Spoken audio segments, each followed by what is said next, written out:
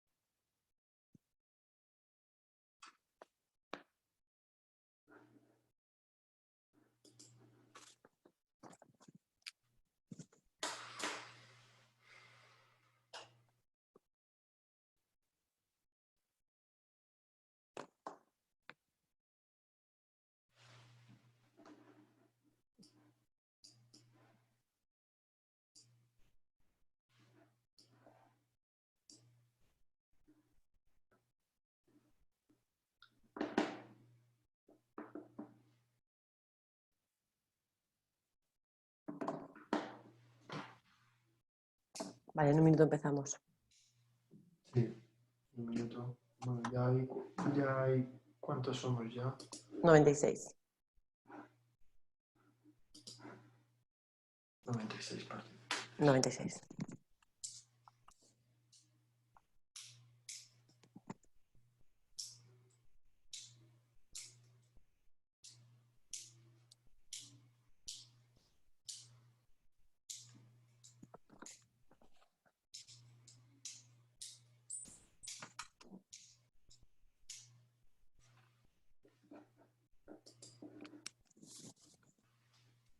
Pues cuando quieras, Tatiana, empezamos.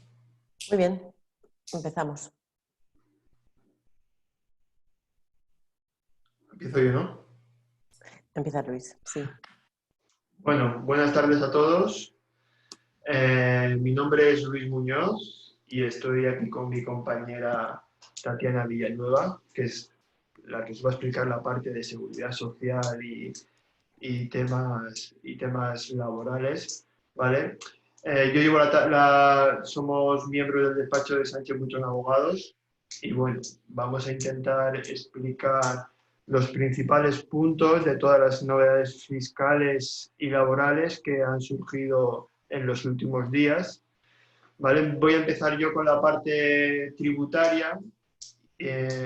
Pues los 4 o 5 puntos nuevos que han surgido, que tampoco son demasiados, ¿vale? Y el grueso de la charla, pues seguirá mi compañera Tatiana.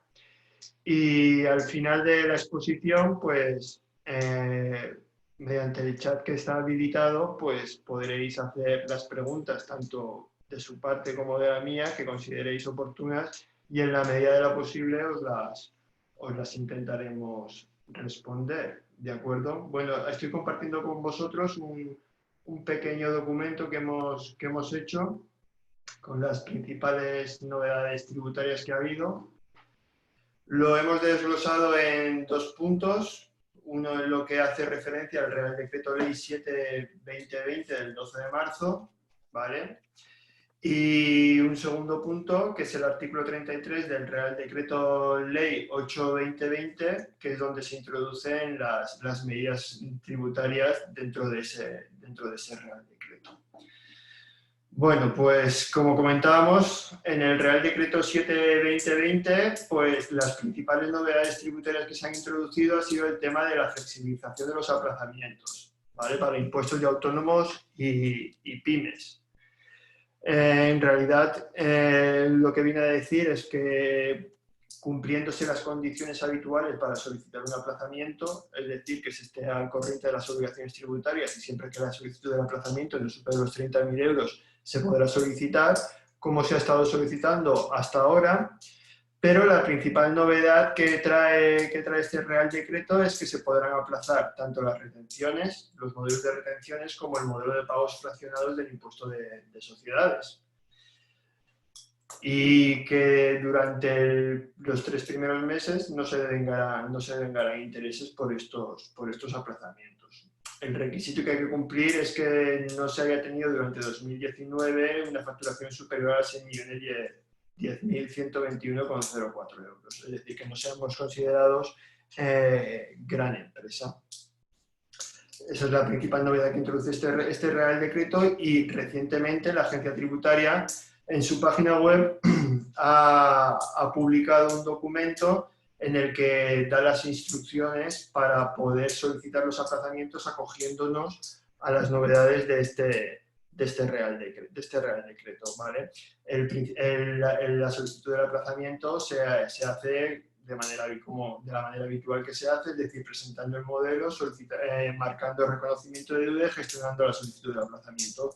Cuando vayamos a solicitar la solicitud del aplazamiento, pues habrá una casilla habilitada que habrá que marcar, en la que se indica solicitud de acogida al Real Decreto 7/2020, por el que se adoptan medidas urgentes para responder al impacto del COVID-19.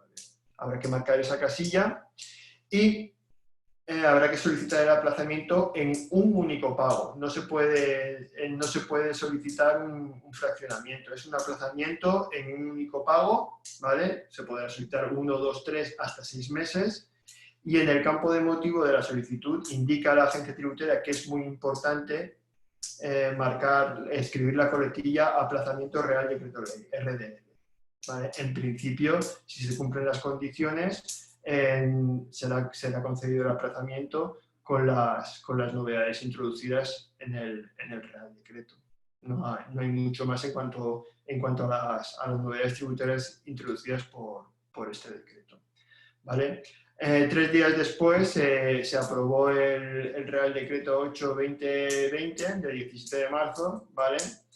En el que la agencia tributaria, posteriormente a su publicación, vino a aclarar, porque había cierta confusión en este tema, sobre si los plazos para la presentación del IVA mensual de febrero, el modelo informativo 720 y las declaraciones trimestrales del primer trimestre de 2020 quedaban aplazadas o retrasadas. La agencia tributaria emitió una nota aclaratoria indicando que no se modificaban los plazos y que por tanto las presentaciones de los modelos habría que hacerlas en el plazo habitual, si bien es cierto que se podría solicitar el aplazamiento de esas declaraciones en las condiciones que hemos explicado antes. ¿Vale? Ya entrando en las novedades propias del Real Decreto, pues hay una serie de puntos que hemos resumido aquí, ¿vale? No son demasiados y afectan sobre todo a lo que es gestión de procedimientos administrativos más que temas económicos. Y bueno, os paso a explicar lo que dice el Real Decreto, ¿vale? Un primer punto es relacionado con los plazos de las liquidaciones realizadas por la propia administración y por el pago de deudas en apremio, ¿vale? Como sabéis, este tipo de liquidaciones cuando son comunicadas al contribuyente en función del momento en el que son comunicadas, te dan el plazo de hasta el día 20 del siguiente mes o el día 5 del segundo para realizar el pago. Y lo que el Real Decreto viene a decir es que si la liquidación o el pago de las deudas en apremio han sido comunicados y aún no ha acabado el plazo del día 18, pues el plazo se amplía hasta el día 30 de abril. Si se comunican a partir del día 18, pues entonces el plazo del 5 o del 20 o del 5, pues se amplía hasta el próximo 20 de mayo. El siguiente punto, y quizás es el más importante en la práctica de todos los introducidos, es el tema de los vencimientos de los plazos de los aplazamientos ya concedidos.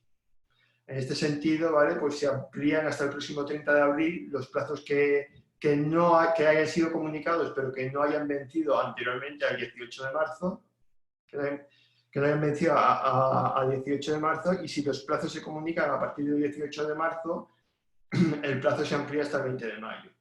¿Vale? La agencia tributaria también en un documento que ha publicado de preguntas frecuentes ha aclarado que los plazos se trasladan a las nuevas fechas de oficio, sin tener que solicitarlo. De hecho, si habéis tenido algún aplazamiento que ha vencido ahora recientemente, el 20 de marzo, habréis notado que no va a girar. Y por tanto tenéis que tener en previsión que el plazo se girará el próximo 30 de abril. ¿Vale? El siguiente punto introducido por el Real Decreto es el tema de los plazos para atender requerimientos, diligencias de embargo, para formular alegaciones en procedimientos de aplicación de los tributos, en expedientes sancionadores, en declaraciones de nulidad, devolución de ingresos indebidos, rectificación de errores materiales y de revocación. ¿Vale? Si cualquiera de estos plazos se ha iniciado y no se ha concluido a fecha 18 de marzo, es decir, si nos han comunicado ya un procedimiento, por ejemplo, al que hay que hacer alegaciones anteriormente al 18 de marzo, pero el plazo para atender esas alegaciones no ha terminado el 18 de marzo, pues se traslada el plazo, se amplía el plazo hasta el próximo 30 de abril. ¿Vale? Si por lo que sea tenemos un procedimiento iniciado ya, pero nos comunican los plazos a partir del 18 de marzo, pues el plazo para atender el requerimiento, la diligencia de embargo, formular alegaciones, pues se traslada automáticamente al 20 de mayo. Poco más. En ejecución de garantías en procedimientos de apremio, pues lo que viene a decir la agencia, lo que viene a decir el Real Decreto es que no se ejecutarán garantías que recaigan sobre bienes inmuebles entre el 18 de marzo y el 30 de abril.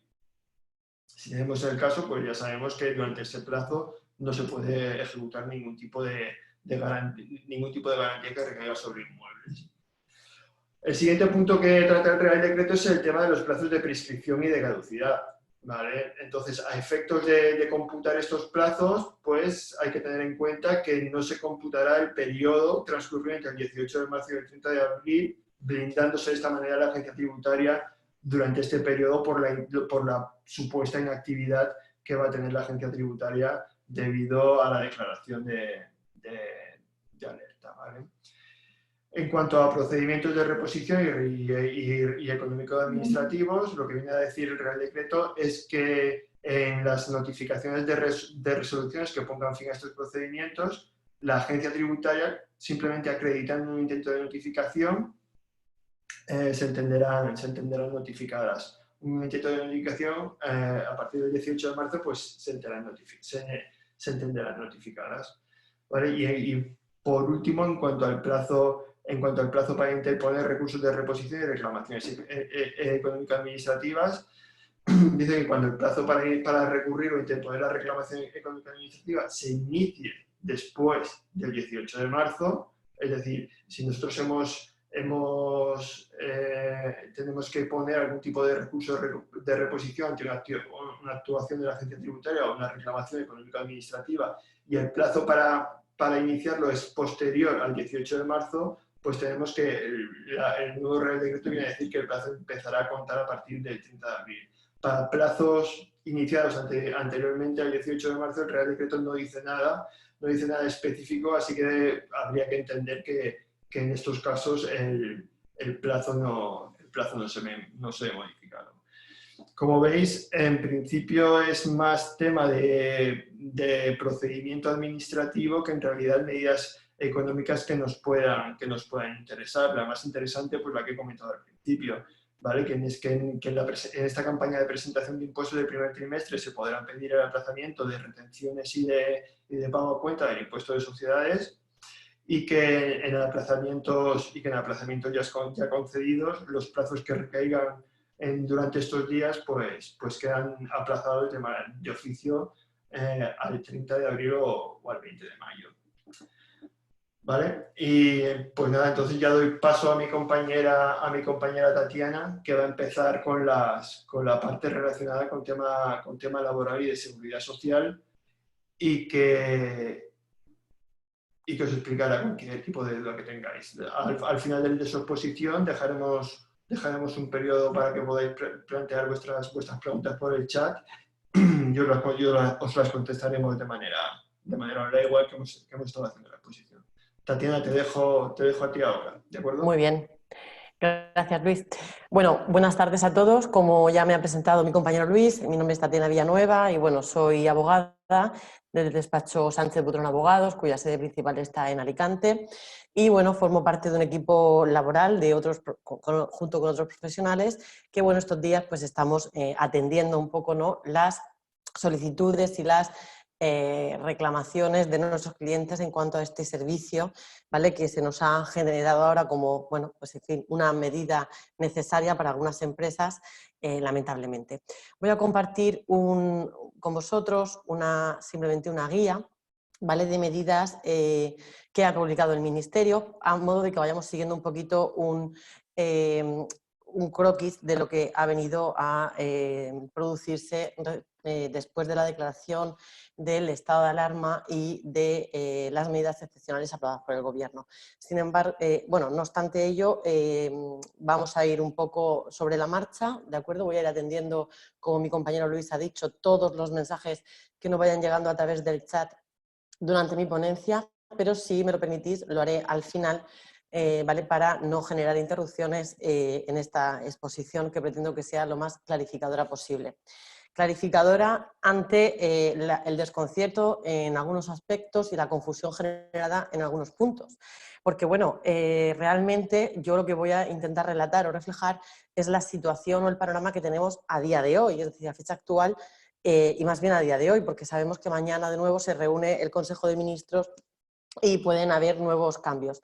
No obstante, le hemos propuesto a Fundesen igualmente que si estos cambios fueran sustanciales o significativos y modificaran en alguna forma estas medidas o las ampliaran o las, en fin, digamos, las adaptaran a las situaciones que hoy se nos presentan, nos ofrecemos a volver a daros nuestro asesoramiento en este sentido pasado el día de mañana y aprobadas esas medidas por el Consejo de Ministros. En principio, como ya habéis oído todos en prensa o en televisión, se propone por el Gobierno ya la ampliación del estado de alarma, del plazo de duración del estado de alarma por 15 días más. En inicios, por el Real Decreto 463 del 2020, que se publicó el 14 de marzo, se declaró el estado de alarma por un periodo inicial de 15 días, pero esos 15 días ya se están planteando ampliarlos por 15 días más. En principio estaba declarado hasta el día 28 de marzo, este inclusive, y ahora sí, definitivamente mañana se aprueba una ampliación de ese estado de alarma, tendremos hasta el día 11 de abril del 2020 inclusive este día también. Bueno, en principio, como sabéis y habréis detectado, porque imagino que los oyentes que tengo al otro lado son empresas, son asesorías, profesionales en la materia, imagino que habéis denotado cierta incertidumbre, dudas, incluso contradicciones y fake news en cuanto a todas las medidas que se pueden haber aprobado o aplicado. Bien, hay cierta confusión, es cierto, es una situación nueva, un reto muy grande al que nos enfrentamos, al que se enfrenta la sociedad y, por supuesto, las empresas, de las cuales pues, somos asesores y que nos plantean 1000 interrogantes, algunos podemos responderlos y otros tratamos de ser imaginativos y ser prácticos, ¿no?, para que ellos pues, puedan solventar esa situación contingente que se les presenta a día de hoy y que les pone, digamos, en crisis absoluta su actividad o la continuidad de la misma. Bien, me gustaría empezar diciendo, como he dicho, que el estado de alarma se decretó el 14 de marzo. Siguen después, y ante esta situación, el Consejo de Ministros, el pasado martes, aprobó el Real Decreto Ley 8/2020, de 17 de marzo, de medidas urgentes extraordinarias para hacer frente al impacto económico y social del COVID-19. Es realmente en este Real Decreto donde tenemos todas las medidas extraordinarias que nos disponemos a aplicar mediante la tramitación de ERTEs, sobre todo, ¿vale?, y mediante la solicitud de ciertas prestaciones, que es lo que voy a tratar de explicar en esta ponencia. Bien, sabemos que bueno, en el Real Decreto 463 del 14 de marzo se establecía en el artículo 7 una limitación a la libertad de circulación de las personas. Esto ha provocado después que ciertas actividades, pues si no tienen una prohibición absoluta de apertura, ¿vale? Luego lo veremos, realmente se encuentran ante una gran dificultad para dar continuidad a su actividad, porque la no afluencia de público, la no asistencia a sus instalaciones de estas personas a las cuales se les ha prohibido la circulación, pues se les ha hecho verdaderamente dificultoso o casi imposible continuar su actividad. Unido a esto, en el Real Decreto 463 venía establecido en el artículo 10 medidas de contención en el ámbito de la actividad comercial, sobre todo la minorista, y todo lo relativo con el ocio, cultura y espectáculos públicos, ¿de acuerdo? Que suspendió la apertura al público de actividades, sobre todo de comercio minorista, que tuvieran establecimientos o locales abiertos al público, con las excepciones que todos conocemos y que no voy a repetir, pero sobre todo la sanitaria y todo lo que tenga que ver con productos y bienes de primera necesidad, como la industria alimentaria. Bien, pues estas dos medidas de prohibición de circulación de personas y de decretar el cierre de ciertos comercios hizo totalmente necesario que el Gobierno tuviera que actuar y tuviera que publicar la norma donde se contienen esas medidas excepcionales, que es el Real Decreto 8/2020 de 17 de marzo. Bien, realmente lo que ha venido, digamos, a el punto fuerte de este Real Decreto ha sido relacionar con la fuerza mayor, digamos, una serie de circunstancias, ¿vale? Digamos, equiparar a la fuerza mayor o calificar como tal aquellas situaciones de cierre permanente de empresas que inevitablemente se han visto abocadas a cerrar. Eso, entre otras medidas que también vamos a relataros. Como sabéis, bueno, la posibilidad de suspender el contrato de trabajo, reducir la jornada de trabajo, ya venía prevista en el Estatuto de los Trabajadores, en concreto en el artículo 47, ¿de acuerdo? Tanto por fuerza mayor como por causas objetivas, que son las económicas, técnicas o productivas. Si bien, bueno, lo que ha hecho el Real Decreto es establecer unas especialidades para su tramitación y para agilizar este proceso y facilitar la solicitud por parte de las empresas. Bien, en un momento inicial me quiero referir a las medidas de carácter laboral que este Real Decreto 8/2020 ha venido a promulgar en su artículo 5 y 6, ¿vale? Que son dos concretamente. La primera es el dar un carácter preferente al trabajo a distancia. Bien, este carácter preferente del trabajo a distancia ha hecho que, digamos, o sea, es decir, ha establecido que las empresas, para garantizar el empleo, deban mantener la actividad por mecanismos alternativos al presencial. Estamos hablando sobre todo del teletrabajo, ¿de acuerdo? El teletrabajo se promulga como la, digamos, actuación o medida prioritaria para las empresas cuyo cierre, insistimos, no se haya decretado por el Real Decreto 463. Bien, ¿qué se dice en este artículo? Que bueno, que tendrá carácter preferente el trabajo a distancia, ¿vale? Y aquellos sistemas que permitan mantener la actividad por unos mecanismos alternativos. ¿Qué límite se pone a esta medida alternativa? ¿De acuerdo? ¿Qué límite se pone? Pues se pone, es decir, se exige o se establece que estas medidas sean técnica y razonablemente posibles para el empresario y proporcionales con el esfuerzo que debe hacer este para garantizar estos medios de trabajo. Son prioritarios y se establece por parte del legislador que deben, digamos, por lo menos intentarse o plantearse por parte del empresario con carácter prioritario antes de cesar temporalmente la actividad mediante la suspensión de contratos de trabajo o reducir la misma.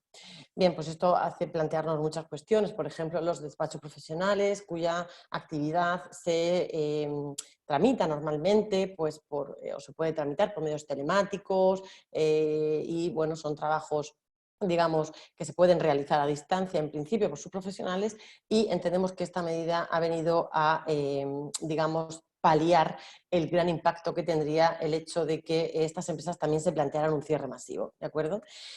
Bien, en segundo lugar, el artículo 6 establece el derecho a adaptación de horario y reducción de jornada por aquellas personas que estén trabajando por cuenta ajena para una empresa y que tengan deberes de cuidado, bien respecto de su cónyuge o bien respecto de su pareja de hecho o de familiares hasta el segundo grado de consanguinidad.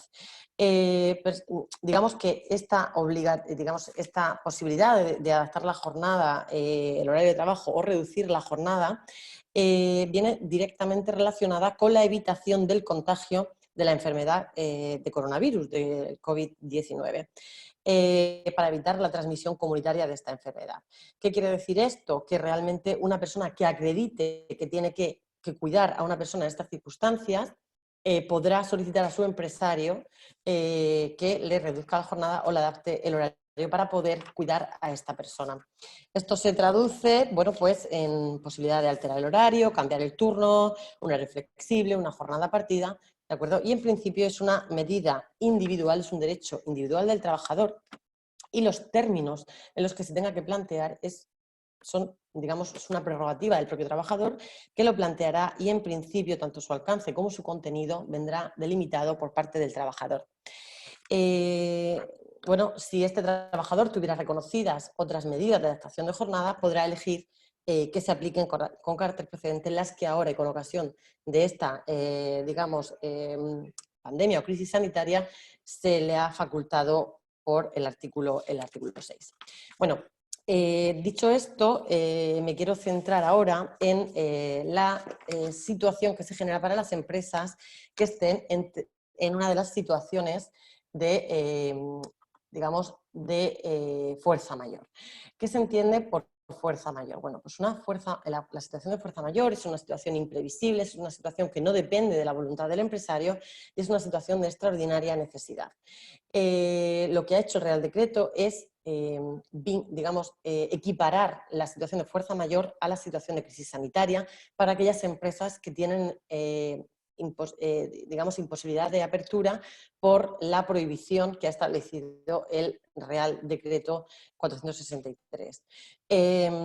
¿Qué se ha establecido en el Real Decreto del 17 de marzo? El Real Decreto del 17 de marzo lo que ha establecido en su artículo 22 son una medida de flexibilización de los mecanismos de este ajuste temporal de la actividad para evitar despidos. Bien, esto es lo que nos dice el título de este capítulo, ¿de acuerdo?, del Real Decreto, que en su artículo 22 viene a establecer las medidas excepcionales en relación con la suspensión y las reducciones de jornada. Los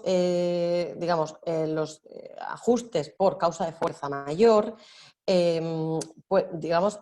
vienen directamente relacionados con la pérdida de la actividad. Y es que el artículo 22 lo que nos dice es que podrán solicitar un ERTE, un expediente de regulación temporal de empleo, aquellas empresas que se hayan visto obligadas al cierre, a perder su actividad o que hayan sufrido una suspensión y cancelación de actividad por causa de la prohibición de apertura que ya se decretó con carácter precedente. También establece la posibilidad de solicitar este ERTE por fuerza mayor para las empresas que tengan restricciones en el transporte público y en general que tenga restricción en la movilidad de las personas o las mercancías o que la falta de suministro impida la realización de su actividad. Como todos sabréis, también se ha establecido que será causa de fuerza mayor para solicitar un ERTE el hecho de que se haya producido un contagio en la plantilla o se tengan que adoptar medidas de aislamiento preventivo decretados por la autoridad sanitaria. Es decir, que si justificamos cualquiera de la concurrencia de estas causas, podremos solicitar un ERTE, un expediente de regulación temporal de empleo, bien para suspender los contratos de trabajo de todo el personal o parte de él, o para reducir la jornada. Lo más habitual es que, la solicitud del ERTE por fuerza mayor vaya aunado a la suspensión de contratos. ¿Por qué? Porque si me han decretado el cierre de mi actividad, difícilmente podré mantenerlos. Pero también se nos plantea en el despacho, en Sánchez Putrón, la situación de empresas que, aunque se hayan visto obligadas a cerrar, a suspender su actividad de venta o de comercio minorista, hayan podido mantener algunos puestos de trabajo mediante una reducción de la jornada de los mismos para ir adelantando trabajos ya encargados o que puedan realizar por medios de teletrabajo, como antes hemos comentado. Bien, esto no está prohibido, si se adoptan las medidas oportunas, se permite solicitar un ERTE en el que se haga una solución mixta de suspensión de contratos y, por otro lado, se prevea una reducción de jornada de alguno de los contratos de alguno de los trabajadores. Bien, lo que ha venido a establecer también este Real Decreto para este tipo de expedientes de regulación de empleo, que habéis oído todos, que se ha flexibilizado, que se ha establecido un procedimiento simplificado y urgente, ¿de acuerdo?, para su tramitación, es que efectivamente se han, digamos, puesto sobre la mesa y se han aprobado una serie de especialidades que vienen a, digamos, complementar el artículo 47 que antes he comentado del Estatuto de los Trabajadores para que la tramitación de estos ERTE sea fluida y sea, digamos, de rápida tramitación. ¿Cómo se inicia el procedimiento? Bien, pues el procedimiento se inicia mediante una comunicación a todos los trabajadores de la intención de la empresa de iniciar o de tramitar este expediente de regulación de empleo, que no viene a ser más que una solicitud a la autoridad laboral de la autorización para, digamos, implementar esas medidas de suspensión o de reducción de jornadas. Bien, como hemos dicho, se tiene que dirigir una comunicación a todos los trabajadores y, además, si la empresa tiene representación sindical o representación de los trabajadores, deberá de comunicarse a los representantes, digamos, un informe que venga a vincular esa actividad que desarrolla la empresa a una de las causas tasadas que hemos dicho que prevé el artículo 23 como susceptibles de provocar un ERTE por fuerza mayor. Pero esto es muy sencillo. Este informe del que estamos hablando, justificativo, es un informe, nosotros lo preparamos a modo de memoria, es una memoria donde se vincula esa actividad a la causa de fuerza mayor. ¿Cómo se hace? Pues bien, si tenemos un CENAE de la actividad de la empresa que esté relacionado entre las actividades con prohibición de apertura, lo tenemos fácil, ¿de acuerdo? Si tenemos un contagio tenemos que acreditarlo, si tenemos que evitar, es decir, tenemos que implementar medidas de aislamiento, tenemos que justificarlo, pues con la parte de baja de la autoridad sanitaria, etcétera, ¿de acuerdo? Pero realmente no es un informe que suponga un mayor esfuerzo, simplemente hay que acreditar la vinculación de la actividad de la empresa a esa prohibición o a esa imposibilidad, precisamente basado en causas médicas o de evitación de la propagación del virus. Bien, como decimos, se tiene que lanzar esta solicitud a los trabajadores por un medio fehaciente. ¿Qué pasa? Que muchas de las empresas ya han cesado en la actividad, pues bueno, han tenido que echar la persiana y, lógicamente, pues igual su plantilla pues está en su casa ya sin posibilidad de trabajar y no se lo han podido comunicar o les es realmente dificultoso el que vayan a notificárselo personalmente uno por uno. Pues bien, esto se puede suplir mediante una comunicación vía correo electrónico, como entendemos que quizás ya no estén recibiendo correo electrónico por parte de la empresa o el correo electrónico corporativo ya no tengan acceso al mismo, pues se les facilita esa comunicación se les envía a través de su correo personal si disponemos del mismo. Si no, pues los tendremos que citar y tendrán que firmarnos que han recibido esta comunicación de que la empresa va a someterse a este expediente o que ya lo ha iniciado y, bueno, en fin, de explicarles en qué situación van a quedar, ¿de acuerdo? Esto es un trámite que, como digo, es necesario al haber comunicado a los trabajadores porque en el momento de formalizar la solicitud deberemos de adjuntarlo entre la documentación que la Administración nos pide para formalizar esa solicitud. Y luego hay que rellenar un modelo normalizado que la propia Consellería, en el caso de tener que tramitarse a través de la Consejería de Trabajo, pone a nuestra disposición en la página web, se completa y, como digo, pues bueno, tenéis que aportar pues la documentación que acredite el CENAE de la empresa. Y una vez tramitado este ERTE de fuerza mayor tendrá fecha de efectos, y esto lo habéis escuchado todos ya, desde el día 14 de marzo, es decir, desde la fecha del hecho causante. ¿Cuál es el hecho causante? El hecho causante es, digamos, la declaración del estado de alarma, que se produjo el día 14 de marzo. El inicio del plazo de duración de este ERTE va a ser el plazo de duración de ese estado de alarma. En principio, como hemos dicho, iba a ser de 15 días, ahora se plantea la ampliación durante 15 días más y, bueno, la administración te pide que pongas el plazo de duración. En principio, nosotros estamos poniendo ese plazo de duración indicando que, salvo que se produzcan prórrogas, ¿de acuerdo?, de esa declaración del estado de alarma. Informados con la administración, ya nos han dicho que seguramente si el estado de alarma se prorroga, ¿de acuerdo?, tendremos que volver a solicitar otro ERTE, esto es lo que nos han comunicado, aunque bueno, facilitarán todos los medios posibles para que sea lo más sencillo y lo más ágil que esté en su mano, mediante quizás una solicitud de prórroga o una ampliación automática. A día de hoy esto es una cosa que todavía no se ha clarificado porque ni siquiera se ha producido esa ampliación. ¿De acuerdo? Pero todos los ERTE que se tramiten, insisto, van a tener como fecha de inicio de los efectos el día 14 de marzo y va a finalizar, en principio, el día que finalice la declaración del estado de alarma.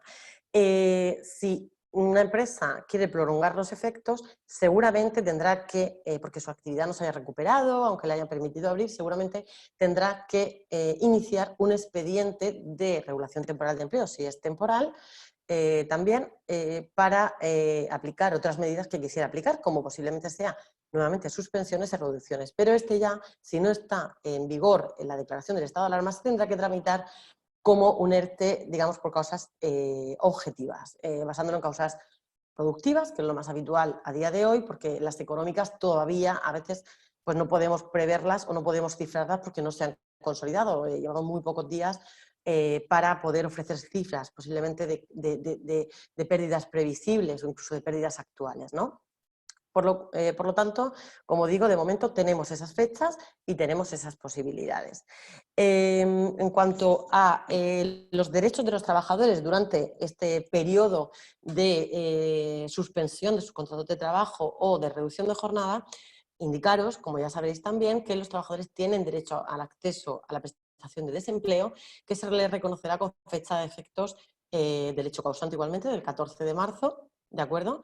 Y como las oficinas del SEPE están cerradas para una asistencia presencial, será la autoridad laboral que, digamos, tramite el ERTE, ¿de acuerdo?, la que comunicará al Servicio de Empleo Público Estatal la autorización de este ERTE y con lo cual el trabajador quedará afecto ya a esa prestación, quedará ya en situación de desempleo. Si bien la Administración no descarta ciertos trámites telemáticos o incluso telefónicos con los solicitantes, si bien no se hubieran dado de alta como solicitantes de empleo o bien tuvieran que formalizar la solicitud. La empresa, por supuesto, tendrá que estar pendiente para atender cualquier requerimiento, cualquier subsanación que le pueda pedir tanto la autoridad laboral como el Servicio Público de Empleo Estatal.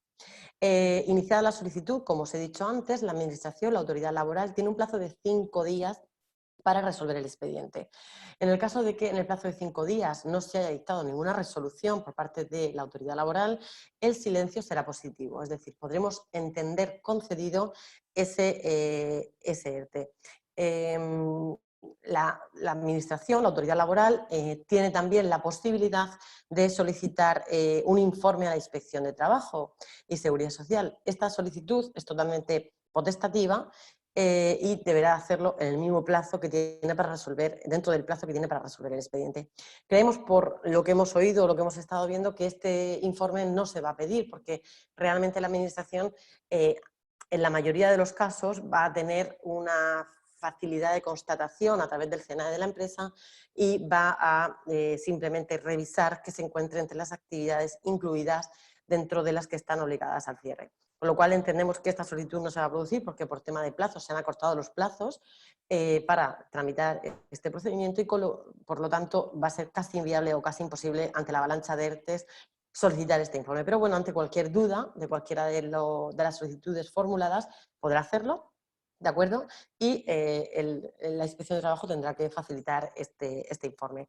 Insisto, si no llega la contestación en el plazo de 5 días, podremos entender concedido la suspensión o la solicitud que hayamos hecho. Podremos entender autorizado el expediente de regulación temporal de empleo. Bien, decir, como estaba diciendo antes, que los trabajadores tendrán derecho a la prestación. ¿En qué situaciones o en qué circunstancias? Pues bien, los trabajadores tendrán derecho a la prestación con independencia y a pesar de que no tengan, no hayan consolidado ese derecho ante una situación normal, es decir, ante una situación que no fuera de causa mayor, igual un trabajador no ha cotizado lo suficiente para poder acceder a esa prestación, pero en este caso se van a dispensar esos periodos de cotización mínima, ¿de acuerdo?, para que cualquier trabajador tenga la posibilidad, tenga el derecho a acceder a la prestación.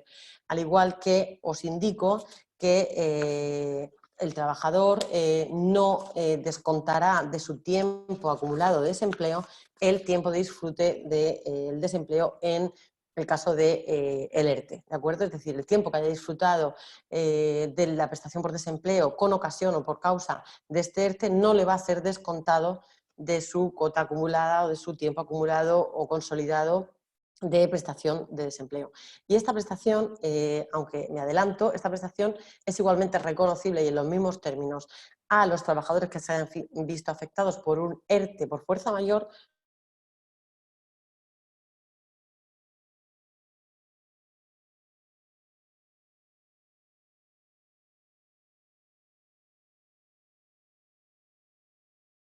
el 14 de marzo del 2020, pero en el caso del ERTE por causas objetivas, en inicio estamos diciendo que se tenga por solicitado desde la, digamos, que se tenga reconocido desde la solicitud de la prestación del ERTE. Hay, digamos, algunos sectores que ya nos han indicado que podría establecerse la fecha de autorización, la fecha de efectos a estos digamos, efectos de cara al desempleo de los trabajadores desde la concesión por parte de la autoridad laboral en caso de ERTE por causas objetivas. Pero bien, nosotros entendemos que es desde la solicitud y así lo estamos indicando también en nuestras memorias. ¿De acuerdo? Como hemos dicho y señalado, bueno, hay otra, digamos, causa para solicitar la suspensión de los contratos de trabajo o la reducción de jornadas. Este ERTE, este expediente de regulación de empleo por esta causa, viene previsto en el artículo 23 del Real Decreto 8/2020 y se titula de medidas excepcionales en relación con los procedimientos de suspensión y reducción de jornada por causas económicas, técnicas, organizativas y de producción. En este caso, la empresa deberá ofrecer una mayor justificación y digamos que el procedimiento que se articula, pese a haber introducido ciertas especialidades, el Real Decreto 8/2020, viene a ser un poquito más, digamos, tenemos que ofrecer una motivación mayor que en el caso del ERTE por fuerza mayor. Bueno, en inicio, en el despacho lo que estamos haciendo es asesorar a las empresas y hacer un análisis, en principio, de si están en alguna de estas causas que puedan dar lugar a la suspensión por causas objetivas. ¿Qué es inicialmente lo que denotamos en la mayoría de los casos? Pues que hay una clara causa productiva. ¿Por qué? Porque la demanda del servicio, la demanda del producto ha bajado ostensiblemente pues por la propia limitación de circulación de las personas. No pueden ir a un despacho profesional a demandar o contratar servicios, no pueden circular por la calle para ir a un, digamos, a un comercio que, aunque no tenga digamos, la prohibición de apertura, es muy difícil esta circulación. Estamos en un estado de aislamiento, estamos en un estado de confinamiento, ¿de acuerdo? En el que no está permitida cualquier salida o sin una justificación totalmente ya, digamos, determinada por parte de la autoridad, con lo cual se hace muy difícil para algunas empresas mantener la actividad debido a la poca afluencia de público, la escasa contratación, la escasa demanda de servicios, porque ahora mismo pues bueno, pues estamos digamos, sometidos a una situación realmente complicada, realmente compleja y de mucha alarma social, y digamos, la ciudadanía lo que está haciendo es ser muy reticente a la hora de la contratación. Con lo cual, entendemos que para algunas empresas se hace realmente dificultoso el hecho de continuar la actividad, pese a que la administración no le haya prohibido hacerlo y pese a que no tenga ningún contagio, ¿de acuerdo? Bueno, pues este procedimiento que se articula para la tramitación de los ERTEs por causas objetivas, como digo, también se ha simplificado, ¿de acuerdo?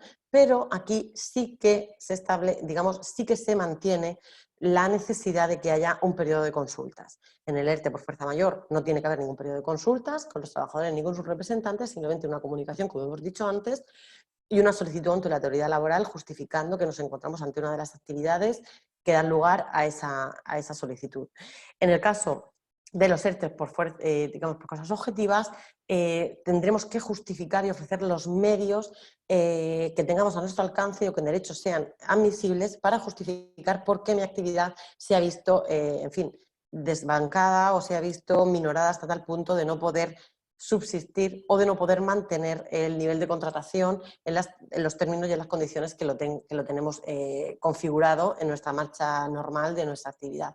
Pues bien, ¿cómo estamos justificándolo? Pues bueno, estamos haciendo memorias, ¿de acuerdo?, que reflejen la situación que tenemos, como he dicho, prohibición de circulación, en nuestro caso, por ejemplo, despachos profesionales de abogados, suspensión de plazos procesales, suspensión de plazos administrativos, perdón, suspensión de pago de impuestos, pese a que, como ha explicado mi compañero Luis, las obligaciones formales de su presentación sigan existiendo, pero realmente estamos ante una situación pues, de parálisis prácticamente total, con lo cual, bueno, en muchas actividades la falta de suministros no le hacen que la actividad sea nula, pero sí muy escasa, ¿de acuerdo? Pueden fallar en algunos sectores de su actividad, pueden prestarlo mínimamente en otros, con lo cual tendremos que ofrecer una justificación.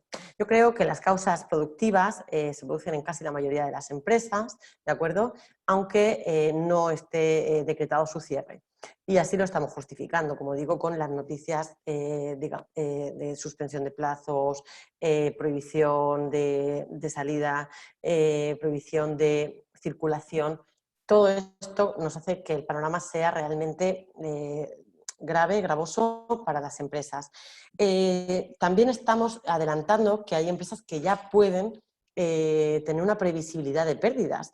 Como sabemos, las causas económicas, que son otra de las causas objetivas digamos, que me facultan solicitar este ERTE, las causas económicas estarán basadas, entre otras cosas, en pérdidas actuales o previsibles. La mayoría de las empresas no tienen unas pérdidas actuales todavía o no las han podido cuantificar todavía, ¿de acuerdo? Pero sí tenemos una previsibilidad de pérdidas. Es decir, si yo sigo con este nivel de contratación, pagando estos salarios, pagando estas cotizaciones y, digamos, manteniendo a toda mi plantilla en estas condiciones, mi actividad va a sufrir pérdidas casi con seguridad. Bueno, pues para esto tenemos que realizar una memoria, tenemos que justificarlo todo adecuadamente e iniciar el procedimiento. ¿Cómo se inicia el procedimiento? Bien, en cuanto a la comunicación con los trabajadores, hay que hacer una primera comunicación fehaciente de inicio de la intención, ¿vale?, de solicitar el ERTE. Se lo notificamos a toda la plantilla y a los representantes, si los hay, igualmente. Esta notificación de inicio se puede hacer en el modo que hemos dicho antes para los ERTEs de fuerza mayor, que si alguien no estaba, lo repito, es por presencialmente, es lo más recomendable, pero si no puede ser porque el trabajador ya no está en la empresa, presencialmente, pues por correo electrónico diciendo al trabajador devuélveme el reporte como que lo ha recibido. ¿De acuerdo? Bien. Una vez comunicado este inicio de la intención comunicada la intención de iniciar este expediente, le tengo que dar en esa comunicación la facultad a los trabajadores de que nombren, digamos, de que formen una comisión representativa que vaya a negociar por ellos estos términos con la empresa, los términos del ERTE, ¿de acuerdo? Esa comisión, como os indico en este documento que comparto, estará formada, en primer lugar, por la representación unitaria, si la hay en la empresa.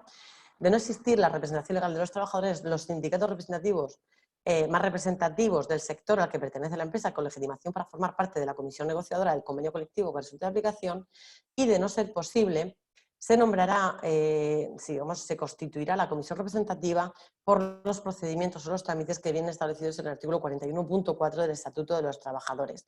Bien, la ley lo dice, el Real Decreto 8/2020 lo dice claramente y establece que esta comisión debe estar formada, al menos, si no tenemos representantes de los trabajadores, debe estar formada al menos por 3 trabajadores que hayan sido elegidos, en principio, democráticamente. ¿De acuerdo? ¿Qué se nos está planteando? Claro, los trabajadores tienen 5 días, y se lo tenemos que advertir así en la comunicación de inicio, para formar esta comisión representativa. ¿Qué problemática nos estamos encontrando? Pues que el ERTE lo tengo que presentar ya, o me urge mucho presentarlo, ¿de acuerdo?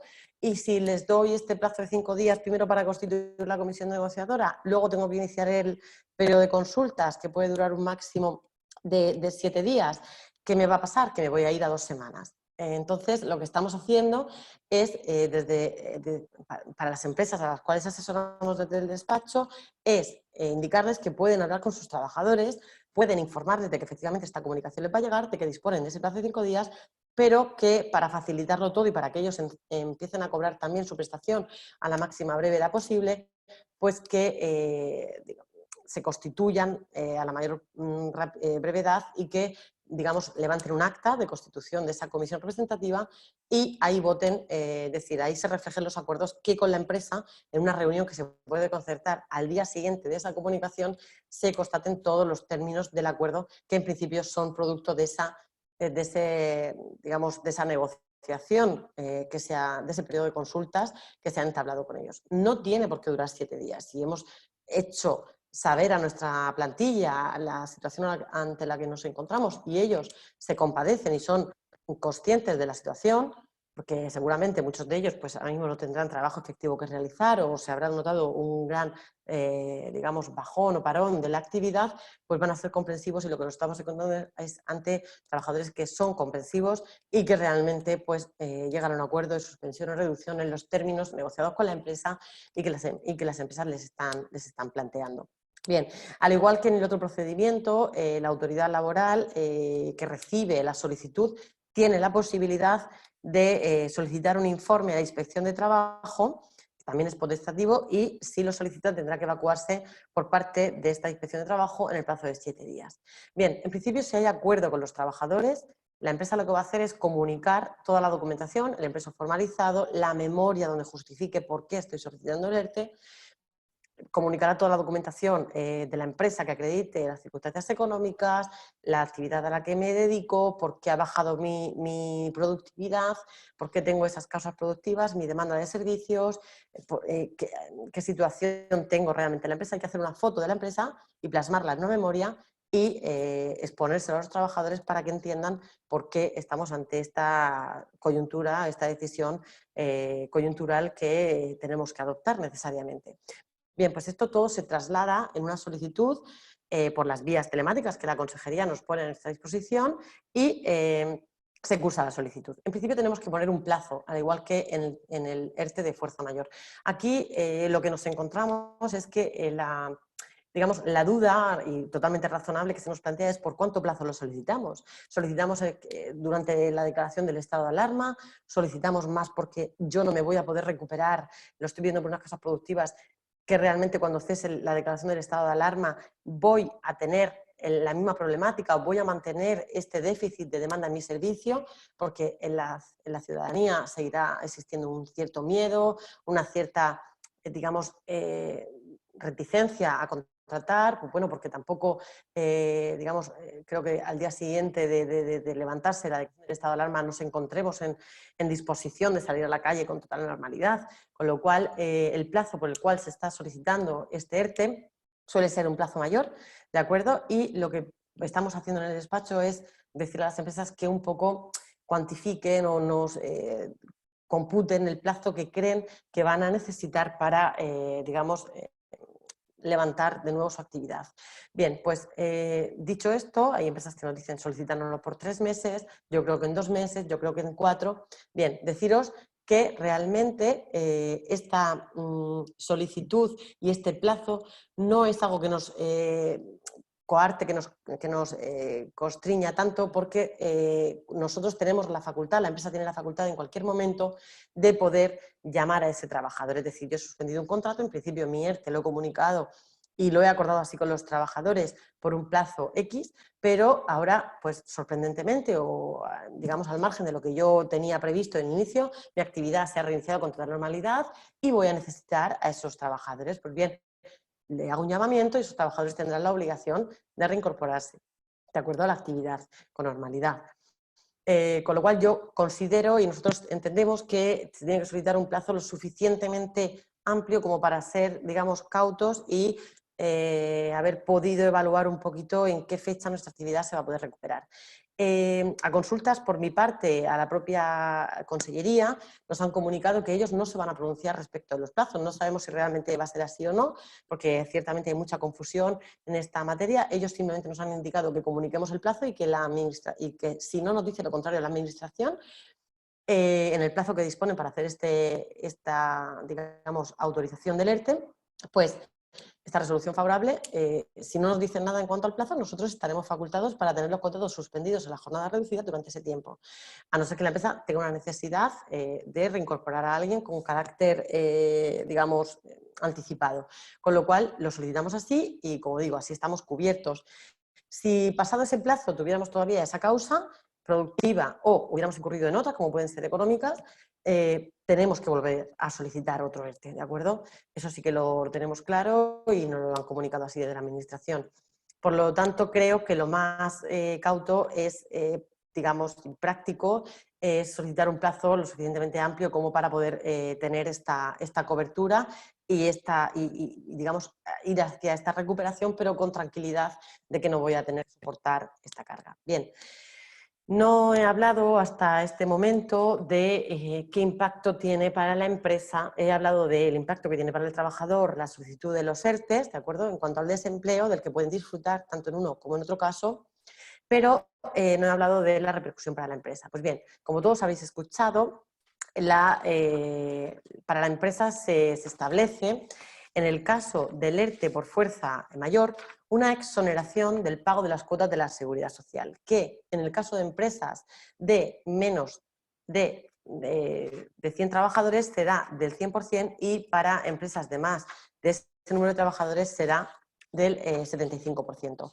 Bien, esto, como digo, va vinculado a que el ERTE sea de fuerza mayor, esta exoneración de cuotas. Habréis escuchado muchas noticias que, bueno, que el ERTE por causas objetivas también implica esta exoneración o que tendrán que ingresar el importe de las cotizaciones a cargo de la empresa y luego podrán solicitar la devolución. Pues bien, esto es una noticia que se ha difundido, pero realmente no está aprobada, ¿de acuerdo? No está dispuesta todavía así por parte del legislador y lo único que se ha establecido en materia de cotización ha sido en el artículo 24 del Real Decreto 8/2020, que, como os digo, para empresas, y lo corrijo porque creo que he fallado en el número de los trabajadores, para empresas de menos de 50 trabajadores, la empresa tendrá una exoneración del 100% de la cuota de seguridad social a cargo del empresario, ¿de acuerdo? Y para empresas de más de 50 trabajadores, la empresa tendrá una exoneración del 75% de esta cuota social a cargo del empresario. La cuota que va a cargo del trabajador la cubre el SEPE mediante la prestación de desempleo. Nada se ha dicho, como hemos dicho, del ERTE por causas objetivas. No se ha aprobado una medida que implique la exoneración de cuotas de seguridad social para las empresas que también tienen un ERTE por causas objetivas. ¿De acuerdo? Y como digo, la exoneración del ERTE basado en causas de fuerza mayor es una exoneración de inicio, es decir, el empresario deberá comunicar que se encuentra en esta situación y el alivio para la empresa es que no debe ni siquiera ingresar inicialmente esa cuota. ¿De acuerdo? Comunica que está en esa situación, la Seguridad Social lo comprobará con la autoridad competente y cuando constate que esto sea así, no existe esta obligación de ingreso de esa cuota, con lo cual luego no tendrá que pedir la devolución, lo que supone un alivio de entrada porque no tienes que hacer este anticipo de fondos. ¿De acuerdo? Bien, pues en cuanto a los autónomos, también se establece para ellos pues medidas medidas excepcionales que vienen a aliviar la situación en la que se pueden encontrar. ¿De acuerdo? Pues estas medidas excepcionales para los autónomos vienen, digamos, reconocidas en una prestación que se les ha reconocido, una prestación asimilable al desempleo, ¿de acuerdo? Y es para aquellos autónomos, los requisitos es que estén afiliados o dados de alta en el régimen correspondiente a autónomos, en el RETA, ¿de acuerdo? Y que, esta afiliación o este alta debe estar cursada y deben encontrarse en esta situación en la fecha de declaración del estado de alarma, es decir, con la aprobación del primer Real Decreto 463 del 2020. Bien, en cuanto a la exoneración, es decir, en cuanto a la prestación de los autónomos, otro requisito que se establece es que se tiene que estar al corriente del pago de las cuotas de seguridad social. Si no se está, se hace una invitación a ese autónomo para que en el plazo de 30 días se ponga al corriente del pago. Es un plazo improrrogable de 30 días naturales y este autónomo, si se encuentra en situación de deuda con la seguridad social, tendrá que ingresar las cuotas pendientes o la deuda que tenga. ¿Para qué? Para que le puedan reconocer la prestación, ¿de acuerdo?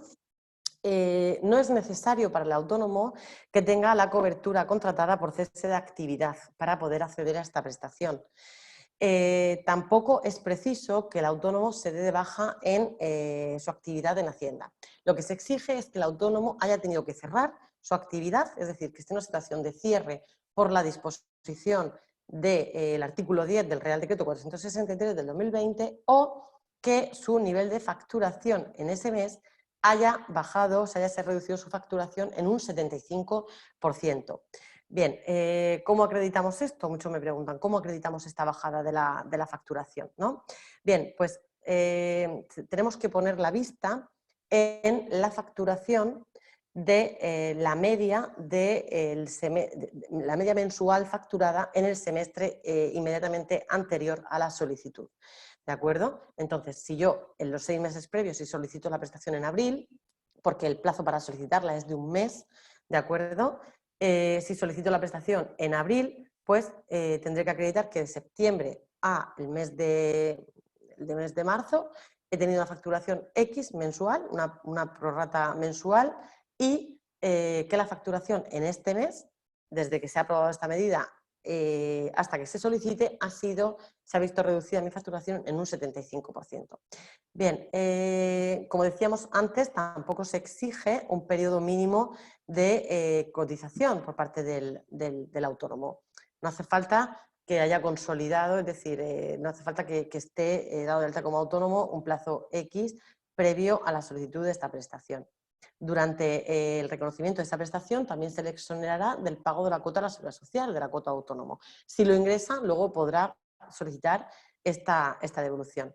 Bien, pues ¿en qué consiste esta prestación? Pues esta prestación, la cuantía es del 70% de su base de cotización. Si no se tuviera un periodo mínimo de cotización, para el cálculo se tendrá en cuenta la base de cotización mínima, que para el régimen de autónomos está establecida en 944,35, lo que, si aplicamos el 70%, que es lo que le va a llegar al autónomo en base de, en concepto de prestación, estará en una cuantía de 661 euros. Es decir, este es el mínimo asegurado. Si está cotizando por una cantidad superior, si la cuantía, es decir, su base de cotización es más alta, pues se calculará en función de esa base el 70%. ¿De acuerdo? Bueno, si el autónomo tuviera trabajadores a su cargo, que también se nos ha planteado esta situación en el despacho, un autónomo que tiene trabajadores a su cargo y se ha tenido que plantear el cierre o ha tenido que cerrar su actividad por esta situación de declaración del estado de alarma. Pues bien, este autónomo también puede solicitar un ERTE por fuerza mayor y suspender los contratos de trabajo. Él se tendrá que dar de baja entonces en la actividad, ¿de acuerdo? Y podrá solicitar esta prestación y la exención del pago de la cuota de autónomo durante este mes. Como decíamos, el plazo para solicitar la prestación es de un mes desde la entrada en vigor. Por tanto, el plazo finaliza el 14 de abril, sin perjuicio de que si se prorroga el estado de alarma, bueno, pues puede haber otro plazo, pero es en principio de un mes, ¿de acuerdo?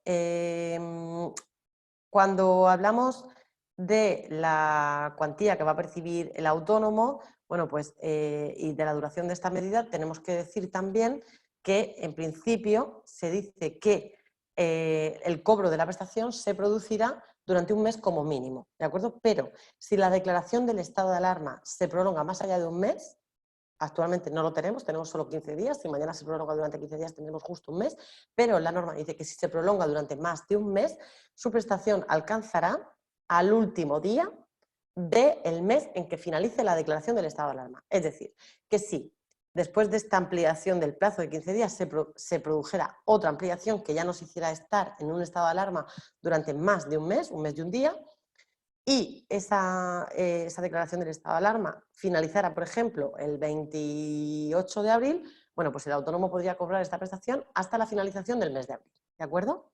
Esto es lo que nos establece la norma y en función de lo que se apruebe en el Consejo de Ministros y lo que tengamos a bien, digamos, ver estos días, pues podremos ir afinando un poquito en cuanto a las fechas, tanto de la solicitud como de la duración de esta prestación. Bien, sí decir que el hecho de estar en esta situación por parte del autónomo no le perjudicará en cuanto a que se tendrá como cotizado el periodo que haya estado en esta situación de cierre, ¿de acuerdo? O de declaración de inactividad o facturación por una cuantía inferior al 75% de lo facturado en meses precedentes. No le va a afectar, como digo, sino que bueno, estará en una situación asimilada a la normal de su actividad. Bueno, pues en principio esto es un poquito lo que yo os quería transmitir, sí deciros que para las empresas, además que tengan una situación de un trabajador que esté afectado por una situación de o bien contagio o bien de aislamiento por la posible, digamos, posible observancia de si está en una situación de posible contagio, ¿de acuerdo? A las empresas lo que les tiene ahora mismo que afectar, digamos, es la situación, el tratamiento de esa situación personalizada de esa persona en cuanto a su prestación de IT, ¿de acuerdo? Pues bien, una situación, una empresa contagiada de COVID-19, de coronavirus, o una situación de riesgo, ¿vale? La autoridad sanitaria, los médicos del servicio público sanitario, le darán una baja, ¿de acuerdo? Le darán una baja por incapacidad temporal y en principio la van a cursar como enfermedad común, pero no va a tener un tratamiento, ahora lo veremos, como enfermedad común de cara a las prestaciones que el trabajador va a percibir.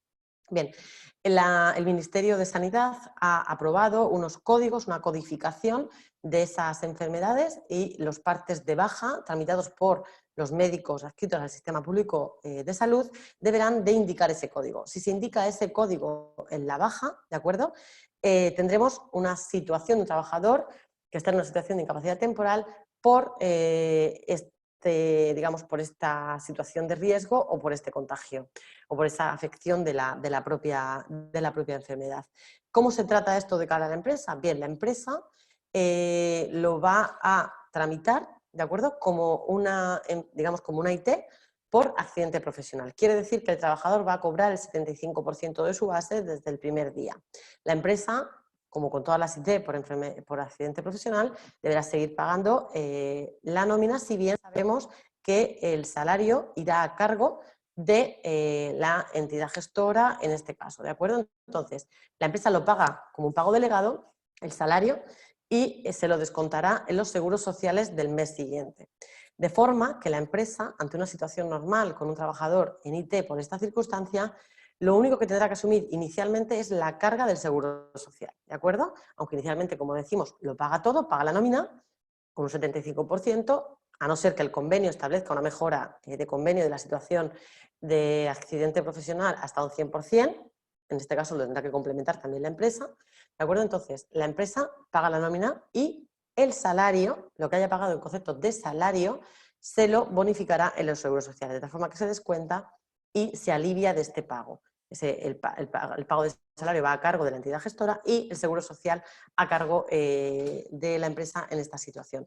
A no ser que esa situación de contagio me genere, por ejemplo, como hemos dicho antes, una necesidad de declarar un ERTE por fuerza mayor. Pues bien, en el ERTE por fuerza mayor, como hemos dicho, las cotizaciones de seguridad social a cargo del empresario ahora mismo están exoneradas, con lo cual, si tenemos esta situación, ante una IT de un trabajador normal que se va de baja por este contagio y no hemos declarado el ERTE por fuerza mayor, será la empresa la que asuma esa cotización. El salario hemos indicado que no, ¿de acuerdo? Pero si esta empresa, pues bien, está en un ERTE ya declarado o como consecuencia de eso tiene que solicitarlo, también se exonerará del pago de la cotización de los seguros sociales por esta situación de incapacidad.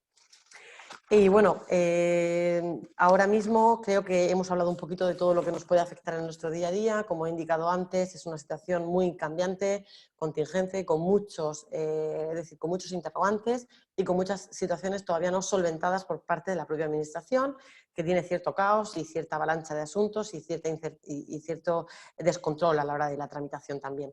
Con lo cual, cuando vayamos viendo los primeros resultados, ¿de acuerdo? Ahora mismo el que puedo resaltaros como llamativo es el caso de Burger King. Sabemos que Burger King declaró o solicitó la autorización por un ERTE de fuerza mayor porque entendía que su actividad, como era, digamos, la venta de productos, la hostelería, ¿de acuerdo?, se veía obligada al cierre. Pues bien, se lo han denegado en un inicio por esta causa de fuerza mayor porque la administración ha entendido que como no se ha prohibido la venta a domicilio, de acuerdo, la venta para llevar, entendían que su CENAE no estaba totalmente vinculado a esa prohibición de apertura.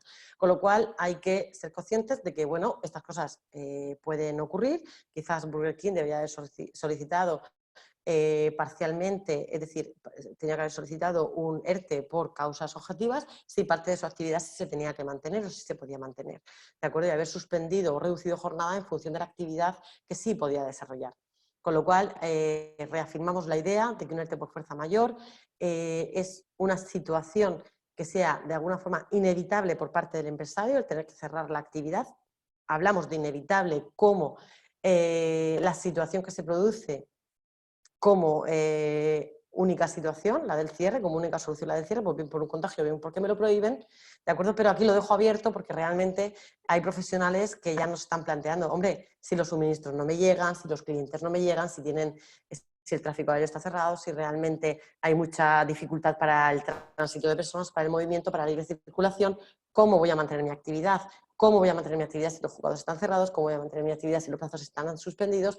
¿Cómo voy a mantener mi actividad si los trabajadores no pueden salir de sus casas para contratar nada? Con lo cual, dejo abierto esta interrogante como objeto de debate para que todos podáis opinar si creéis que estas empresas de ámbito reducidas ostensiblemente su actividad por este motivo estarían también facultadas para solicitar un ERTE por fuerza mayor. Yo os dejo el caso de Burger King como un caso indicativo de que parece que el filtro lo van a poner muy restringido para que esto pueda ser así. Con lo cual, bueno, pues yo me despido en este momento, pero voy a atender todas vuestras solicitudes a través del chat que se ha habilitado. De acuerdo, lo siento si me he dejado algo, son muchas cosas, mucha información. Seguramente me habré dejado algo o os habrán quedado muchas dudas, con lo cual os ofrezco mi ayuda y os voy a facilitar mi correo corporativo para que podáis mandarme cualquier consulta que ahora mismo no nos dé tiempo a resolver. Mi correo corporativo es tatiana.villanueva, con V, L, Y, V, @sanchezbutron.com. Repito, y lo voy a indicar también por el chat, ¿vale? tatiana.villanueva, @sanchezbutron.com. Gracias por vuestra asistencia.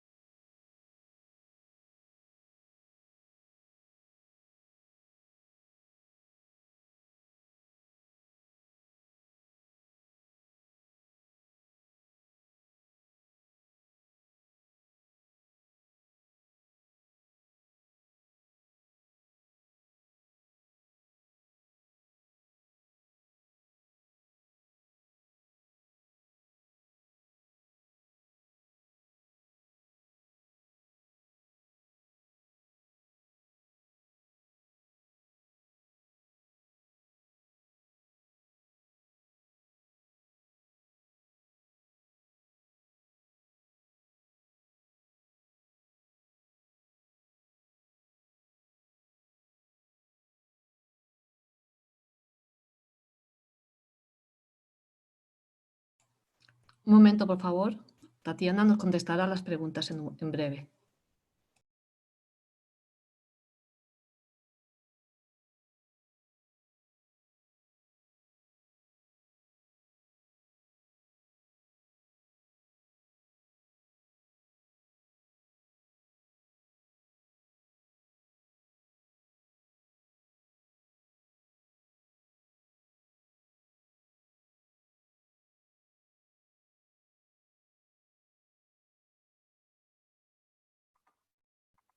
Hola, buenas, disculpadme, pero me había desconectado porque pensaba que simplemente tenía que responder por el chat escrito, ¿de acuerdo? Entonces, ante las preguntas que me estáis haciendo ahora, a ver, y las comparto por si es de interés de todos, ¿de acuerdo?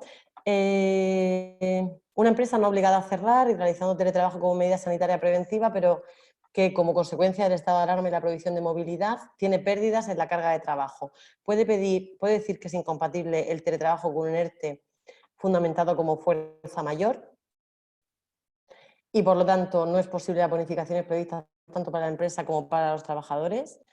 A ver, en principio, no sé si se me escucha, creo que, a ver, responder en directo. Bien, en principio, a la pregunta que me ha hecho Rafael Hernando, ¿de acuerdo?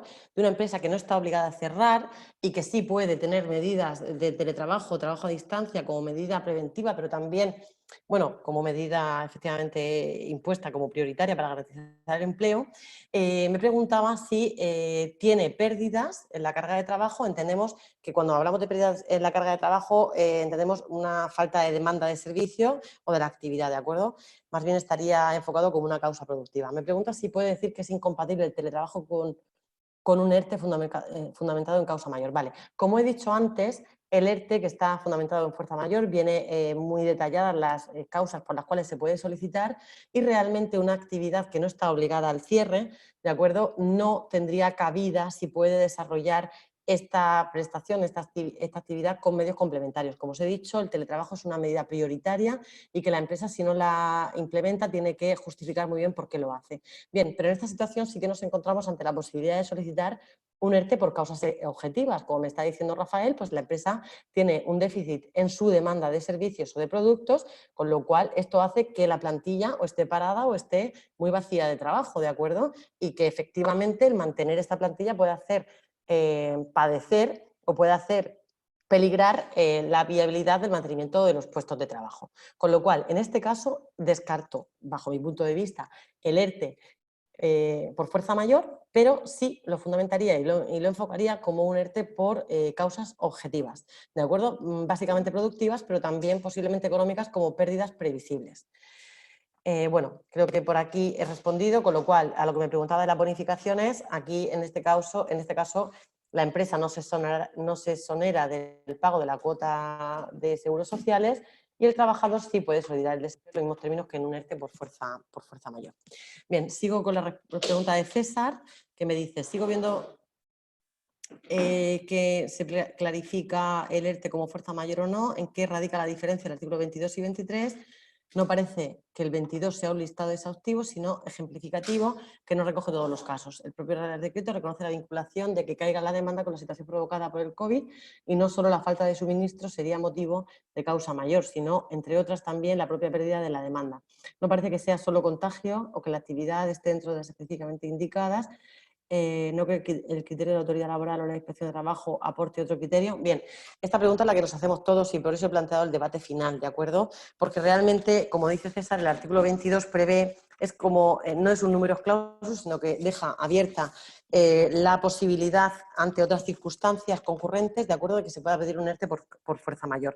¿Cuáles son estas? Como él mismo dice, por ejemplo, el hecho de que en general la movilidad de las personas o las mercancías pueda afectar a la continuidad de mi actividad. Pues efectivamente, como hemos dicho, nosotros estamos ahí en un hilo muy fino, ¿de acuerdo?, entre, en estas circunstancias de estas empresas, entre declarar un ERTE por fuerza mayor o solicitar un ERTE por causas objetivas. Lo que están haciendo algunas empresas es solicitar ambos, ¿de acuerdo? Solicitar primero el de fuerza mayor porque es un expediente más ágil, con una respuesta más rápida por parte de la administración y con unos plazos más cortos, más fácil en su tramitación, y automáticamente ya a los días presentar el de causas objetivas.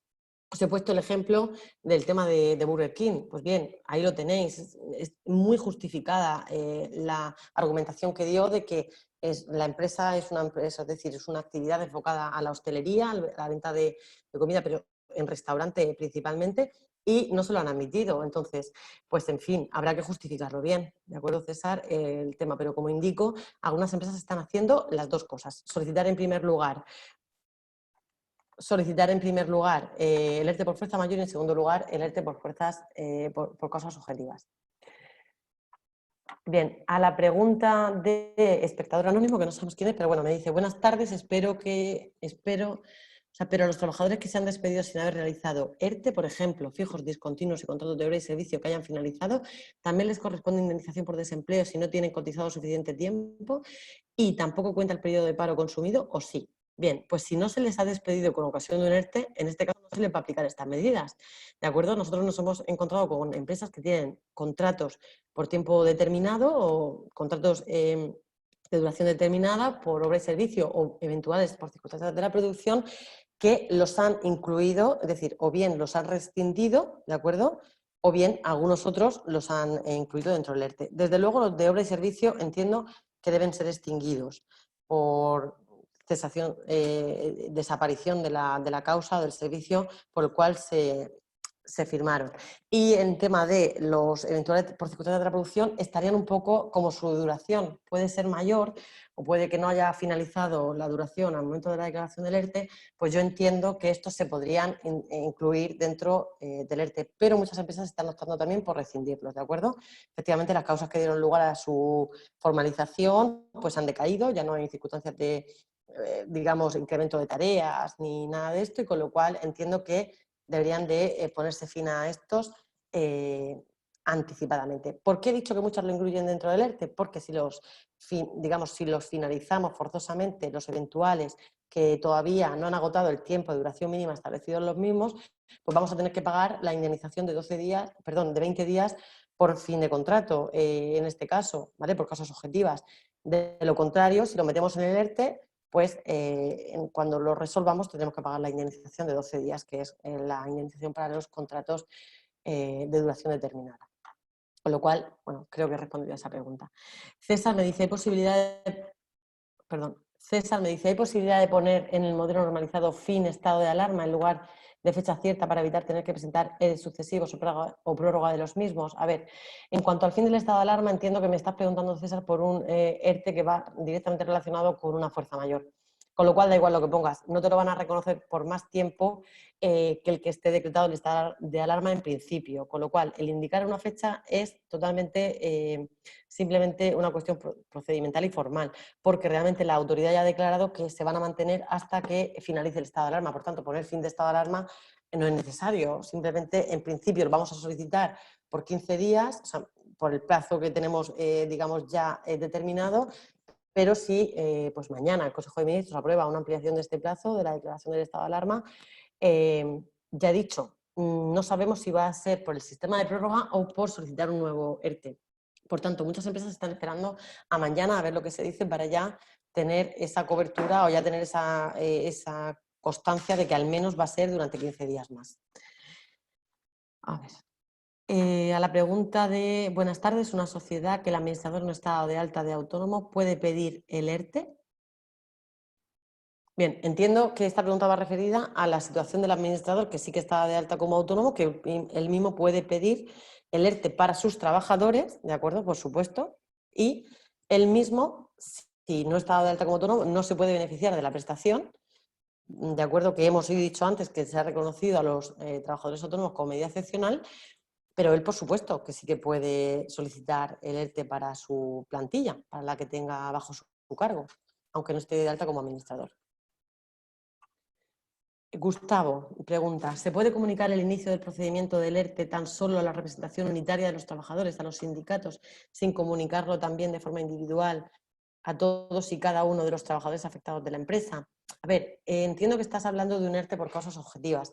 En este caso, la ley te dice, el artículo te dice que tenemos que comunicarlo a los trabajadores. ¿Para qué? Para que ellos precisamente formen esa comisión representativa, que, como dice, si tiene representación legal de los trabajadores, va a venir configurada por los mismos o comprendida por los mismos, pero hay que comunicárselo a los trabajadores. Esto es lo que nos dice la norma, aunque efectivamente es una situación pues, que será objeto de análisis, entiendo, por la autoridad laboral cuando se les plantee, porque es un poco farragoso en empresas de mucha plantilla tener que comunicarlo y además fehacientemente que te obliga a tener un reporte de esa recepción por parte del trabajador.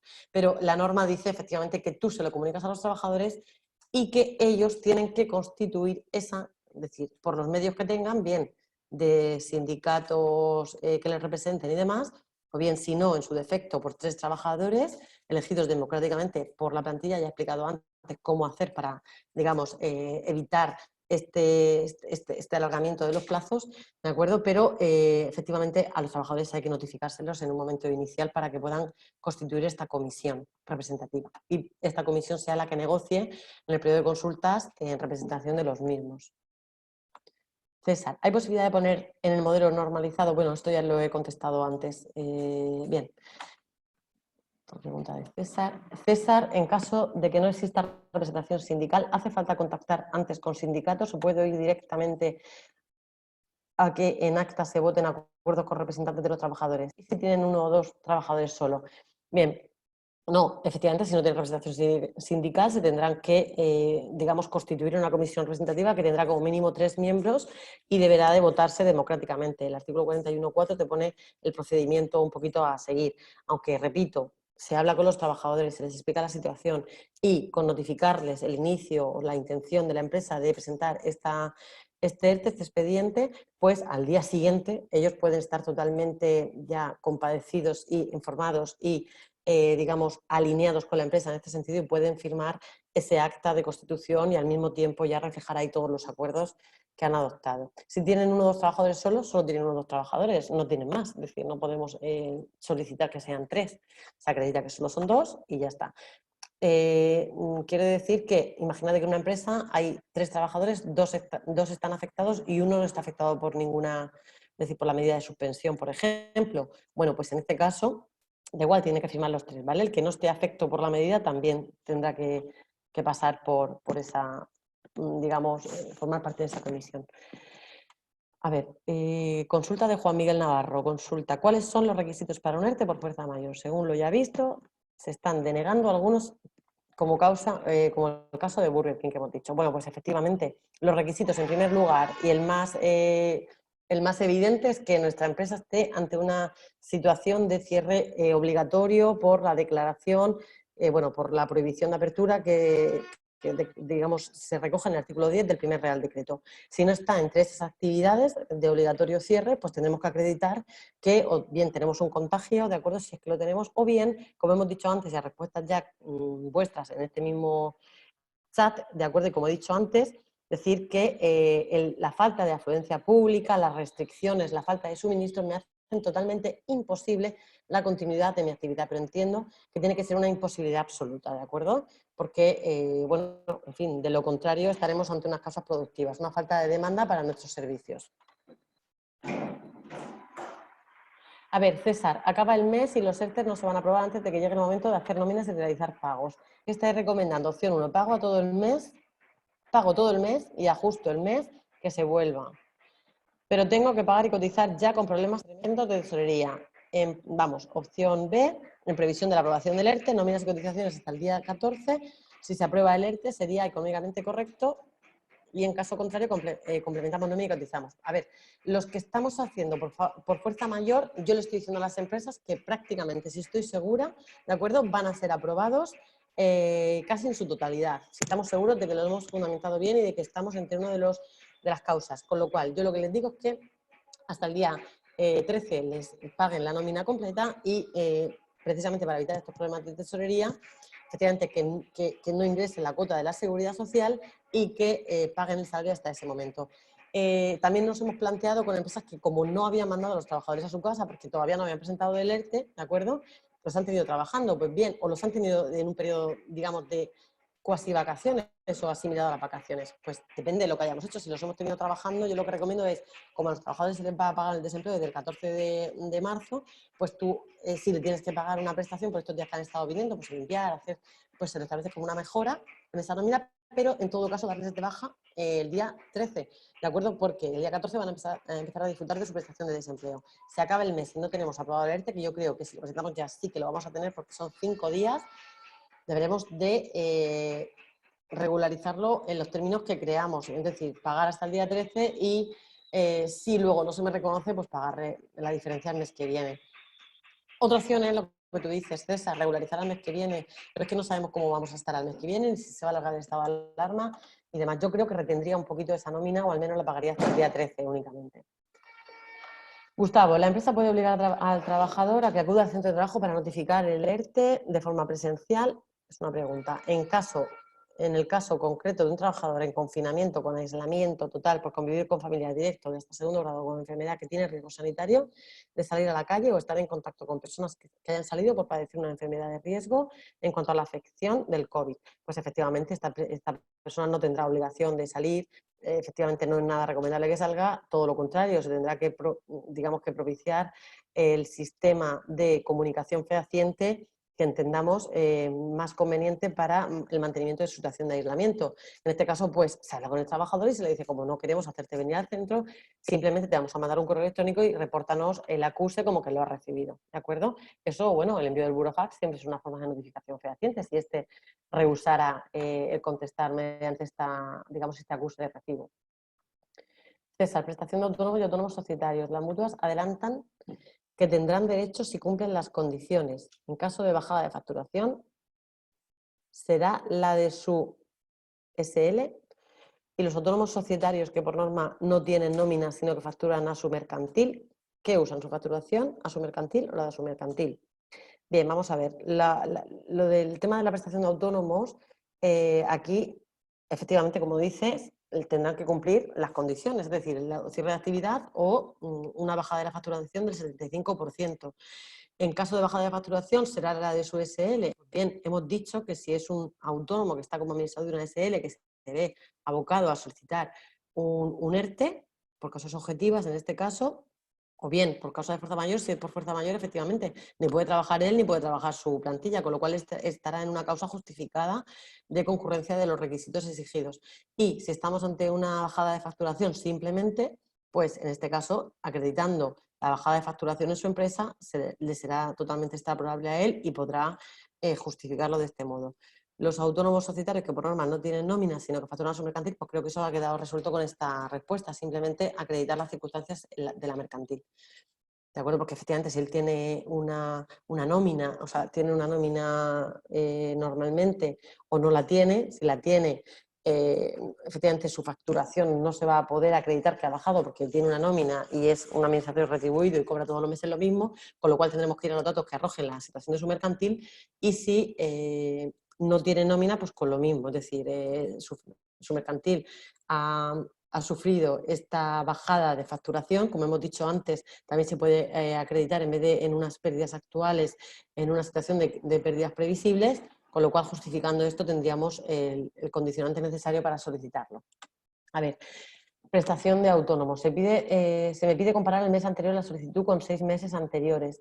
¿Es correcto esto que digo a continuación? Si pido en marzo, debo comparar febrero con media de los meses de agosto a enero del 2020. Hemos dicho que el fin plazo para presentar la solicitud acaba el 14 de abril, en este momento, ¿de acuerdo? Entonces, si yo lo solicito el 14 de abril, tendré que comparar, hemos dicho que la facturación se va a comparar en función de la media del semestre inmediatamente previo a la solicitud.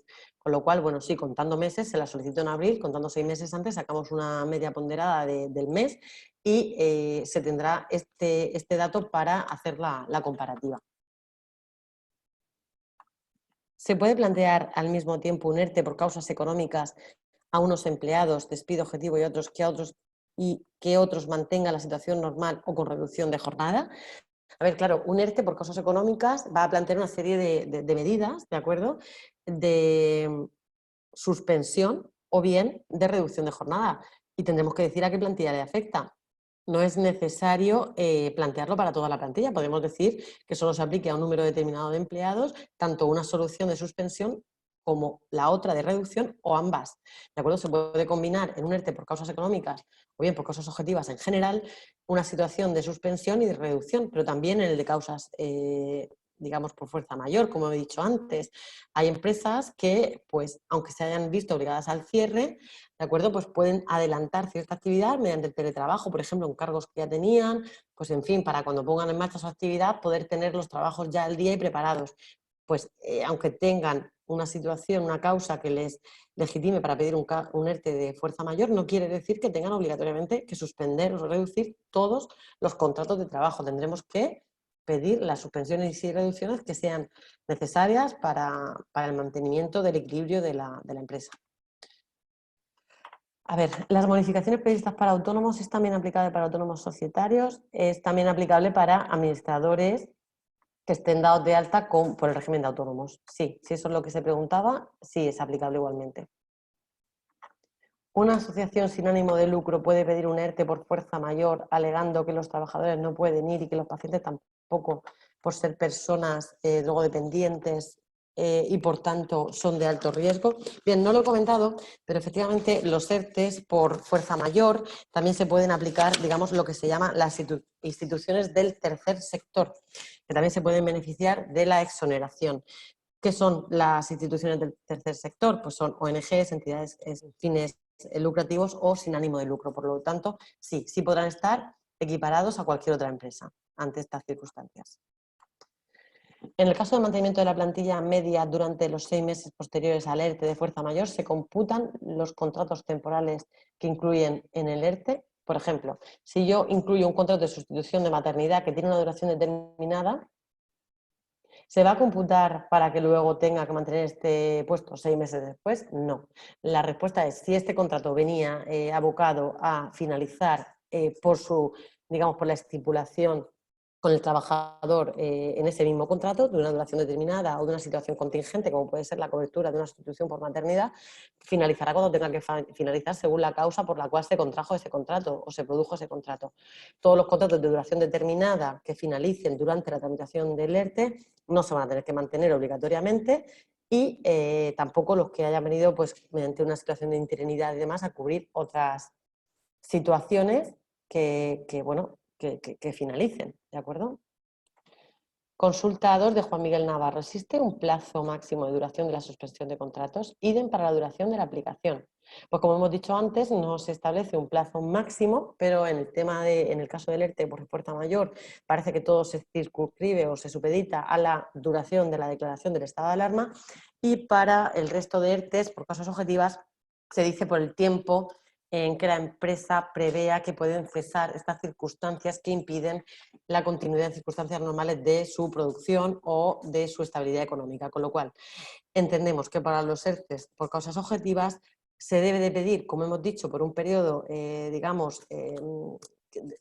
tras hacer un análisis en la propia empresa, válido o útil para que el empresario pueda haber estimado la duración de su situación contingente, y esto no es óbice para que, si con carácter previo a esa finalización de ese plazo se produce una necesidad por parte del empresario de contar con ese trabajador, puede hacer un llamamiento y este trabajador pueda volver a la empresa. Por eso hemos recomendado pedirlo por un plazo más amplio de lo que en inicio incluso se puede contemplar o se puede prever que va a durar esta situación, porque como estamos ante una incertidumbre constante y ante una situación de no conocimiento de qué va a ocurrir, bueno, pues yo recomiendo que se pida por un plazo suficiente y prudencialmente, digamos, mayor a lo que en inicio puede ser una situación real. Y luego, si necesitamos a ese trabajador, pues pedir su incorporación. Como hemos dicho, la autoridad laboral nos puede decir que es un plazo excesivo y circunscribirlo a un plazo inferior, ¿de acuerdo? Pero para eso, bueno, pues ¿qué opine la autoridad laboral? Si es que lo hace, si es que contentan el plazo que tienen, porque dudamos mucho que a veces vayan incluso a contestar y se den estas autorizaciones incluso por silencio positivo. A ver, espectador anónimo, ¿cabe la posibilidad de que un trabajador pueda acudir al Servicio Público de Salud a solicitar la baja de IT por no poder ir a trabajar, por precisar estar aislado de forma preventiva para no exponer a un riesgo familiar con el que convive con enfermedad oncológica, para evitar de forma preventiva una exposición o contagio? Bien, si este trabajador se encuentra ante una necesidad de aislamiento porque esté al lado de una persona vulnerable o de especial vulnerabilidad, pues entiendo que lo que le van a posiblemente a dar sea una baja, pero por enfermedad común, no relacionada directamente con el COVID, ¿de acuerdo? Para lo cual se establecen unos códigos específicos, y si no existe una situación de contagio o de riesgo previsible o potencialmente posible, pues realmente yo no creo que le vayan a dar esta, simplemente por la posibilidad de contagio o por estar cerca de una persona, digamos, vulnerable. Sí, seguramente le dará una baja por enfermedad común, ¿de acuerdo? ¿Sabemos algo de los... a ver, esto me lo ha contestado. Por fuerza mayor, cabe bajada de horas. En este caso, también son el pago de cotizaciones sociales.